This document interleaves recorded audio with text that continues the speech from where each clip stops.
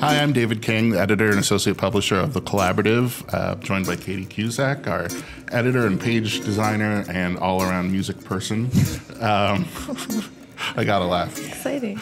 And today we're joined also by Josh Coletto of Nighthawks. It's a pleasure to have you in. We recently had Nighthawks on the cover, or at least one of your really amazing dishes. Yeah. And it was so fun to get to come in and talk to you about all that stuff, but also to eat there for a number of work-related reasons. Yeah, thanks so much for having me. It's great to be here. This is really awesome. Oh, thank you. Yeah. And so normally we were just talking about you'd be in the restaurant or at least starting off your day, and you mentioned feeding your daughter toast with peanut butter and whatnot. Yeah, a toast and peanut butter breakfast, and then luckily today my mom came and I was watching Yarrow for a few hours so I could come here and get to work. And Fridays is a pretty big day, always busiest day of the week. So, do you get to cook at home? Do you try to avoid it? I choose not to most of the time. Usually, my partner Kate cooks like most of the meals and does all that. She says she's the only person that doesn't get to eat my food, essentially, because wow. I don't get to cook for her too often. My wife is the only person who does. No, wait. My wife is one of the many people who don't read my stories. Well, I understand. Yeah, I understand. It's the way it is. Gotta have that degree of separation. Yeah. Make you really appreciate it more. It's true. Mm-hmm. It's true. It's great. But so Nighthawks, it's sort of amazing the way you got here. Your reputation precedes you in a lot of ways. Obviously, before Nighthawks, I was familiar with the pop-up brunch, or it wasn't even a pop-up, it was a regular rock and roll brunch at Low Beat, and then also Cheese Traveler barbecues. That was really cool. The folks that were involved with Cheese Traveler were great dudes. So these were events that got people sort of out and eating food in ways they might not normally. And I think it brought a real sense of excitement to the area. And now you're sort of doing it in an established place. So can you tell us a little bit about how that came about? Yeah, so I graduated from CIA in like 2007 now. And then basically as soon as I got out, I moved to Portland, Oregon, because I, read a New York Times article that was like, this is the new food scene, like this is where you want to go. And so I was like, oh, I guess that's where I want to go, and moved there and ended up working in some like really awesome restaurants. Clyde Common was one of them. I worked at Screen Door, worked at a place called a Pizza Shoals. This was all like at the same time. I've worked a lot. I didn't really do much else. I played in a band too. That was just something I had to do, which was great. Yeah. That band was called Unrestrained, and those guys were really good. And then, I kind of got drawn back to this area through music. There were some people that I had played with for years. Moved back, ended up just playing music and being like, I don't really need to cook that much right now. I did it for like a couple years straight in Portland, working 6-7 days a week. Yeah. And then did the music thing for a while. That was fun. Band GOP that we played a lot around here. And then, I was like, I need to start cooking again. I started working at a cheese farm, Old Chatham Sheep Herding Company, making cheese and yogurt, and kind of being like, I want to do local food. That's like all I really care about as far as that goes. And there wasn't really a lot of it going on. There was a little bit. And then I found Chef Consortium soon thereafter and started doing events all around the area. I worked with Noah Sheets and Mike Lappy, Rebecca Joyner, Nikki Kagan, all of them, and we all kind of would do different events, different education things. We would do opening for the Cheese Traveler, which was great. We did the opening for the Co-op when they opened the new location. I would do demos in Washington Park whenever there was like a street festival thing. We'd have a booth and we'd talk about like, hey, this is all local food. Like, it tastes awesome. We don't do anything to it, just eat it. Yeah. People were receptive to it, especially because it was free. Yeah. But then, I kind of started just bouncing around at different restaurants, trying to find something to do for myself. And no one really wanted to hire me for a sous chef position because I didn't have that on my resume. But, I felt ready for that. And so I kind of just decided I'm going to do my own thing and, be broke and figure out how to make my own money, like cooking at pop-ups, doing catering events, doing just whatever I want with food. And, it seemed to like just take off. And then I just started doing more and more. And, Howard Glassman, my business partner at Nighthawks, he was so like supportive to me. And when I told him originally, like, hey, I'd love to help at the Lobby come up with a little menu, I'll just do it in exchange for some free beer when I go to shows. And he was like, great. And we sat down and talked for a while, and then eventually it came up like, hey, let's do a brunch. And I was like, great, I want to do a brunch. I had tried to do it before and people weren't really allowing me to do that. So Howard was like, yeah, do it, whatever you want, the kitchen's yours. He let me start doing it. And then after a couple, it just started picking up and like tons of press, and it was awesome. And it kind of allowed me to do everything else and open a restaurant. Yeah. So it's cool. In terms of like running those pop-ups and doing all those things around the community and giving out things to try to community members, were there like certain flavors you were going for, or things that you wanted to explore in terms of meals or dishes? I try with that kind of food not to like go in any direction. At CA, it's like a very classic French kind of training. Right. So I tend to take that, but I'm not into really heavily seasoning things or going in a particular style. I want to try to represent upstate New York food and what is grown in this area, because, the Hudson Valley is some of the best farmland in the entire country. So why not take these things that the farmers do really hard work for to make really beautiful things and just present it to people as simply as possible, whether it's just like, really nice greens with like olive oil and a little lemon and like salt. That tastes awesome. And people are blown away at how good food can taste if you really put your passion behind growing it, and then you take the time to like showcase that work. Yeah, like really fresh food. Yeah, absolutely. There's so much value to that. Yeah. I mean, in the winter it's hard, but right. But most of the events we did were in the summer, so that helped a lot. And I mean, we talked a little bit about this in the article, but your experience with punk rock and putting on shows at the last minute, or just doing these interesting things, sort of prepared you, I think, in some ways to operate that way within the food world. You've been in a ridiculous number of bands. I don't need to tell you that, but did that help with your creativity? Did it? What would you attribute to being in that many creative projects? Too. Was it just the need to try something different, or it was music? It's so important to me. Like, I have to do music. Like, it's such a great creative outlet. And another big part of it is for like the sense of community that comes with playing in a band. You have to put together a group of 5 people or whatever, and it's hard to get together every week and practice and write songs, and it's like a really fun, strenuous process that translates to cooking well, because it's the same kind of thing, and I like to cook the same way I do that. I love working with other chefs, working with anyone, like talking about different ideas, putting it together, and I think it creates something bigger than what just one person can create. Yeah. And you also sort of keep that feeling going in Nighthawks with hosting pop-ups and sort of handing over the kitchen to folks a bunch. And not only obviously brunch, but then you've had so many interesting folks through already. How do you see your role as sort of a facilitator for other folks who might be where you were? I just want, to give people the opportunity when, they don't have a place to cook for their own. They don't have necessarily a following. They don't have the opportunity to be like, hey, I want to, be a chef at this restaurant. Hey, I want to do my own thing.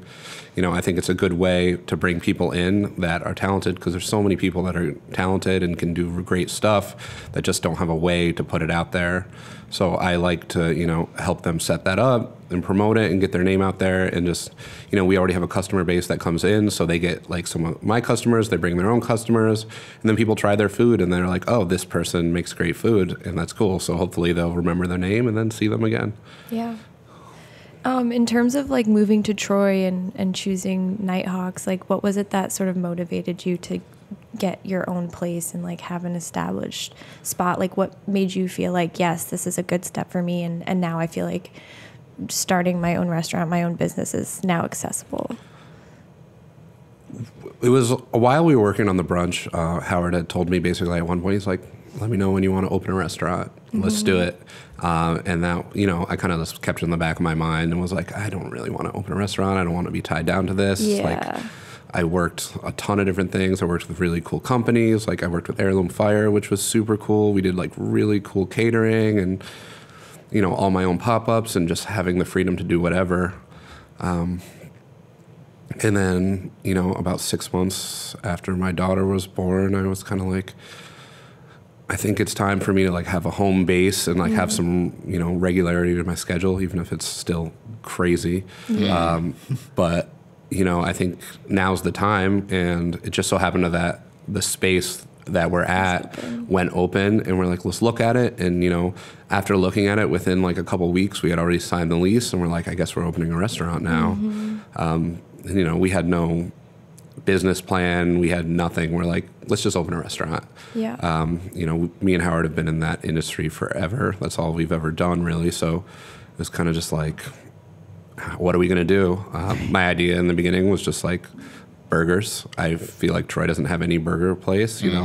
There was for a little while, but it was gone. And I want to do like burgers, but I want to do it my way, all grass fed, all handmade, like everything local. And as we progressed, it kind of turned into this thing like, well, I want to like do other stuff too during the season. I want to have a couple specials. I want to do chalkboard stuff.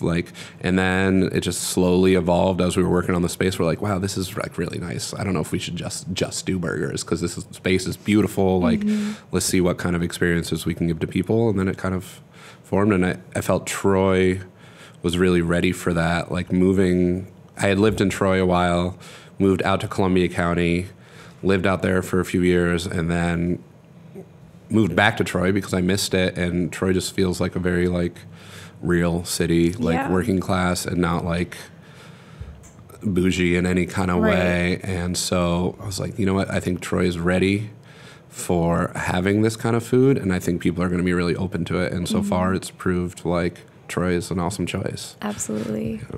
Yeah, there's a lot of different flavors going on in Troy right now. Yeah, it's really exciting. And it's awesome. The food scene's just been like, blowing up the last few years, and it's huge. That makes such a, a great place to live. Has that been an influence on you in any way? Like having a lot of establishments of like really different flavors and like internationally popping up and doing exciting things in the general area? Yeah, I mean, totally. Like, I think a food scene really pushes itself based on what other people are doing. So, I think allowing like a bunch of businesses to be running and everyone enjoying them, like I see what someone's doing at another restaurant and I'm like, oh, that's really cool. I have to make sure that I can make food as good or whatever, just so that, we can all continue to grow. And then the consumer learns about that. They're like, oh, wow, this place is doing local food. And then they say, oh, this place is doing local food. It's going to be better than getting like a Cisco chicken breast or whatever. If like the farmer comes in and drops it off themselves, they learn, and everyone just pushes and grows together. And I think that's huge. Yeah, definitely. And go ahead. Oh, sure. Well, just the idea that obviously you've got Howard, who has been a staple in the music scene, obviously in Albany for decades. And Valentine's obviously was just this pillar for music in the area, and now obviously still Low Beat. I know you're doing Brule County Bad Boys, staying involved in music, but do you have thoughts about, trying to do more in music, or is that satisfying right now, just your own band, or would you like to see more of a music scene in Troy? I mean, obviously with the shutdown of River Street Pub, yeah. I would love there to be more in Troy. I think Troy would be a great community to have a venue. I mean, River Street Pub was great. There was shows there all the time. People came out. I think we need something. I would love to open something. That'd be cool. But, we need to find a place and do that whole thing. But I think, that'd be really important to Troy. And I think that would help it grow a lot because, Sure. there's a ton of restaurants, but we need other things going on that really draw people into the city. And it does look like, people are using the spaces they can, but it's not necessarily the sort of thing that's going to foster major growth, like whether it's a community center or, and obviously the hangar on the Hudson's a great place, but it's totally. sort of on the outskirts in terms of, center Like proper. downtown, Yeah, I would love to see something downtown, and I'd love to, see Howard as part of that because, he knows everybody, and he's been booking bands and doing music for, so long that, he's great at it, and he brings interesting acts in, and I think Troy would really appreciate that and benefit from that. For sure. And it's interesting to see a lot of establishments sort of like trying to make the music scene work in what we have in Troy right now. Totally. Like sort of like, we'll have your band come in and do something acoustic here or there, like, even if it's for like Troy Night Out stuff, like Rare Form will have a band, like Superior Merch and like the Arts Center. And then, like having sort of like other art focused or like just like different community building events happening in and around, but it would be so much better just to have like one place that we know would be like a safe and also like friendly in terms of sound, like having a place that sounds really good and like can fit a lot of people on a regular basis. It's like would make such a difference. Yeah, the acoustic stuff has its place in all those places and it's great. But I want to see some like really loud bands sometimes that just like you can just turn up and just like have blast it and just people enjoy it and are having a good time, and I think that's perfect for everyone, for all ages. When I was a teenager, like I just wanted loud, fast music all the time, and like if I didn't have a place, if I didn't have Valentine's, I like have no idea where I would have found that. There was always basement shows and stuff, but you get national acts coming through that, the first people you hear about, when you go see something like that, it just, it changes your life. Yeah, you have to have somewhere that can like fit enough people for their following. I think it's just like such a difference. And just the fact that everyone's trying to make it work, I think says so much about the community in Troy. Like you said about just like not only the food community, but the arts in general, like people are just trying to lend a hand wherever they can. Yeah. Well, so we talked briefly about this earlier, but you've got a number of events coming up. Yes. That are pop-ups. You've got taste beer and you have a literary or reading at least. Yeah. But just in terms of the basics, folks, you've got the chalkboard menu that goes up every Wednesday, right? Every Wednesday night that comes up. It starts at 5 p.m. every Wednesday. So every week we write a new menu based on what's available. So usually the Saturday before, I'll do some ordering, I'll call some people, I'll look over farm lists and see what we can get, and then we get it. And then we just have to write a menu based on that. And it's really fun. It's definitely an exercise in creativity, being forced to come up with a new menu every week. Yeah. And sometimes it's stressful. It's always stressful cooking it and getting it ready.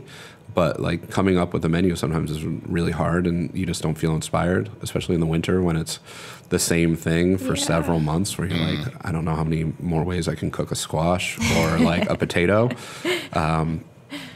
But, in the summer, it's like it writes itself because just so much food is coming in and it's so beautiful. And you can just be like, all right, really I'm just going to put peppers on the menu with just like olive oil and salt, and it's like delicious. Yeah. But it's become a regular habit of mine to check, every Wednesday to see on social media, what the menu looks like. Yeah. And it's fun to see, the different ways that you use everything. So it's super fun for me too. So that's good. Thank you. I feel like it's like a growing movement, like in food in general now. Like I have family members who subscribe to those like ugly food boxes. Yeah. And then it's sort of like they get what they get, and you have to sort of come up with something to make with it because they want to like be able to eat. Like that's the reason that they're subscribing to them. So it's like more and more of that is happening where people are becoming so much more aware of like their food scene and what's around, and like have to be more creative about the way that we make it. So it's like interesting to have places that are doing that on a regular basis to be inspired by. It's like, yeah, and around. you know, it's nothing new. It's like not like this is the new way of cooking. Yeah. This is just the old way of cooking, where like you can't get a tomato in the middle of January in upstate New York. And, you know, I mean, we have some indoor people that grow it, but, you know, one of my favorite things is like not eating a tomato all year. And then all of a sudden, like the summer comes and you eat it and you're like, so excited about it. Amazing. You know, like trying all these things that just like, exactly. You know, it's kind of the way that I feel like it should be done. It's just better food. It's healthier. It's, you know, and I think people are really embracing that again. Yeah. You know, getting into CSAs. There's so many urban farms in Troy, which is another huge thing. There's, you know, and people just get involved in that, and you get a box every week and you don't know what it is. And then exactly. It's like, cook it. Yeah. It's great. Like I get so excited about peaches in the summer. They're like so it good. just is like life changing. But if you buy a peach, you know, at the grocery store it's like, not gonna be good. Yeah. Yeah, I grew up partly on a sort of a half of a dairy farm. My mother would raise cows before they were ready to be impregnated. Yeah. But you know, full of fruit trees and all of that, and nuts and all of that. So during the summer, we have her vast vegetable garden and the peach trees that we have to, like, if you don't deal with it, the yard is full of fruit. Yeah, you know? totally. To see her, you know, and I've worked with her for years with finding uses for all these things, whether it's preserving them or you know, bringing them to folks around the community. And it's so fun to have that source and know that it's reliable, and to be able to, you know, being that you're the father of a young daughter, you know, being able to bring your kid over to a tree and say, "This is where your food comes from. And enjoy totally. this." And it's yes, huge. you can pick it off the tree. When the other kids in class still think maybe chicken is something that's made in a factory, or you know, yeah, I mean, I know education has been a big part of. I worked at the Darrow School in New Lebanon. I ran the cafeteria for a little while, and I taught there as well. And we did a project with a teacher, a gentleman, Raleigh Warburger, and he wrote this book about this teaching plan he did for the whole year. The project was The Unhappy Meal. And basically it was creating a Happy Meal from like seed to like in the bag. So we worked with the students, and they hatched chickens and they raised them, and they grew like the lettuce in the garden and the tomatoes and everything. And then when it came time to it, they like were there for the slaughter of the chickens, and they watched it. And then I taught them how to butcher the chickens, and we made the meal. And it was like a really humbling process for a lot of them. And I think it really impacted them. One student, you know, ended up working for me at Nighthawks as soon as he graduated, before he went to college. Because he got so into the process and seeing everything through, it just really like, you know, I remember him like coming up to me, and like everyone, you know, kind of has like tears welling up in their eyes, and he's like, I never like realized what goes into food. And I think that's so important to see, like, chicken isn't like a cellophane wrapped like piece of thing that's in there. It's a living creature that like is given its life for you. So like respect this and make sure it has a great life. And, you know, if you choose to eat meat and you want to do this is part of it, you know, and you kind of have to be okay with that. The separation is kind of a problem. And it, you know, it's just how people see it these days. Yeah. So also every Sunday you're doing brunch. Every Sunday and Saturday. Oh, okay, Saturday. So we do it twice a week, and my brunch chef Caitlin Sive, she writes a new menu every week, same as we do for dinner, and it's always really good. And she crushes it, and she does really fun stuff, and it's awesome. It's popular like for her, and it's so good. And I love to go eat it every week myself. Yeah. And do you have the dates for your pop-ups and the reading? So I think the reading is on April 18th. Okay. And that's with Joe Fitzgerald. That's an old friend of Howard's who just published a book called The Struggle is Eternal. And it's about Gloria Richardson and Black liberation. So he'll be at the restaurant doing a book signing and reading on the 18th. We do, I think it's next Tuesday coming up, we have a beer dinner with Two Roads out of Connecticut, and we usually do like burger nights with breweries, depending. Sometimes we'll do nicer pairings. And then we have one later in the month with Wolf Hollow, and that's a Tuesday. And then we're going to bring the Beer Diviner back. Oh, cool. And do like a nice dinner with the Beer Diviner. And that was their old space. They were there before we were. So we're going to like kind of let them take it over again. And like, I love their beer. I think it's so good and interesting. So we're going to do some like nice food pairings with them. I just met with Scrumpy U, and I think at the end of June, we're doing a pop-up with Chef Michael Lappy, who's like, you know, one of my favorite chefs ever. He's amazingly talented, and he's coming in, and him and I are cooking together. We have done tons of pop-ups together that, I don't know, he's just very inspirational and does really cool food. Cool. So we're pairing up with Scrumpy U Cidery for that, which is in Schoharie. Nice. Or one of the towns around there. It's one nearby. of those areas, yeah.